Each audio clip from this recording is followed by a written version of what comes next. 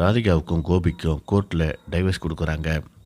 நீங்கள் 2 பேரும் ஒன்றா சேர்ந்து இருப்பீங்கன்ட்டு தான் நான் விருப்பப்பட்டேன். ஆனால் இந்த மாதிரி உங்கள் வாழ்க்கை முடியும் அப்படின்ட்டு நான் நினச்சி பார்க்கல அப்படின்ட்டு பாக்கியா சொல்கிறாங்க. நான் எடுத்த முடிவு சரியான முடிவு தான் அப்படின்ட்டு ராதிகா சொல்கிறாங்க.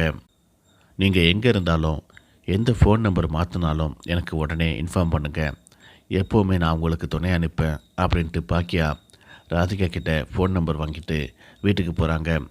வீட்டுக்கு போன பாக்கியா கோபி எதுக்காக இந்த வீட்டில் இருக்கணும், தன்னுடைய அம்மா பிள்ளைங்களை பற்றி நினச்சி பார்க்குறாரு, அது ஓகே.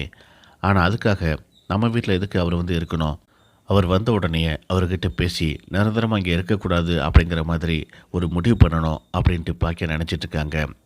இதுக்கிடையில் ஈஸ்வரி உள்ளே வராங்க. பாக்கியாவை பார்த்து மனசு உடைஞ்சு போயிருக்கிறான் கோபி. இந்த நேரத்தில் அவன்கிட்ட இந்த வீட்டுக்கு வராத, இங்கே தங்கக்கூடாது அப்படிங்கிற மாதிரி, உனக்கு எதுவும் நான் செஞ்சு தர மாட்டேன், இந்த மாதிரிலாம் பேசிகிட்டு இருக்காத, அவனே ராதிகா விட்டுட்டு போயிட்டாலே அப்படின்ட்டு ரொம்ப ஃபீல் பண்ணிகிட்டு இருக்கிறான். இந்த நேரத்தில் நீனும் இப்படி பிடிவாதம் பிடிச்சின்னா கண்டிப்பாக அவன் ஏதாவது தவறான முடிவெடு தருவான். அதுக்கப்புறம் நான் உயிரோடு இருந்தே பிரயோஜனம் இல்லை அப்படிங்கிற மாதிரி ஈஸ்வரி சொல்கிறாங்க.